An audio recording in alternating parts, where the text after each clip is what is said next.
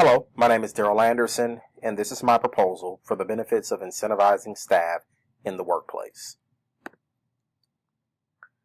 Here's a list of my proposal topics. We want to request an opportunity for implementing an incentive program within our organization. We're going to speak on the history of incentive theory and how it accounts for human behaviors.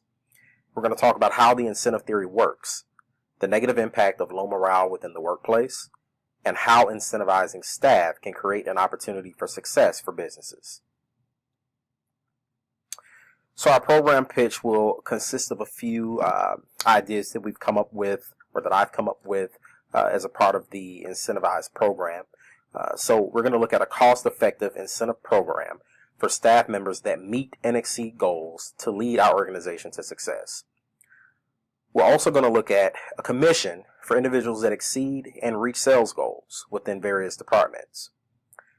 We're going to talk about having a quarterly public employee recognition event.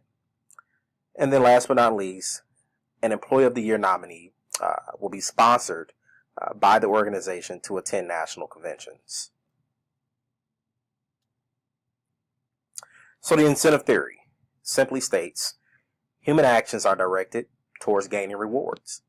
So if you see the imagery that's on this particular slide, we see that noticing effort, giving rewards, and then celebrating at the very end is what supports this theory.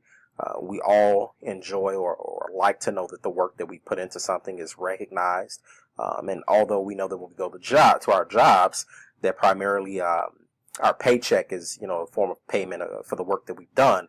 When we exceed or go far beyond the call of duty, it's always good to know that someone sees that we're taking that initiative, that we're hitting goals, exceeding goals, and ultimately that there's an opportunity to celebrate when goals are achieved. So how does the incentive theory work? It's used to encourage employees to perform while also discouraging negative behaviors.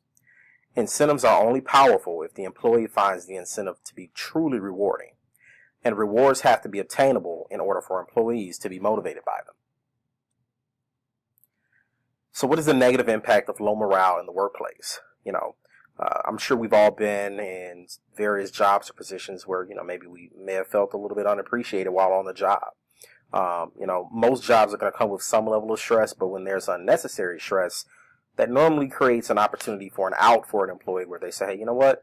I don't know if this is a job that I want to continue to stick with. Stress can lead to potential health issues for employees.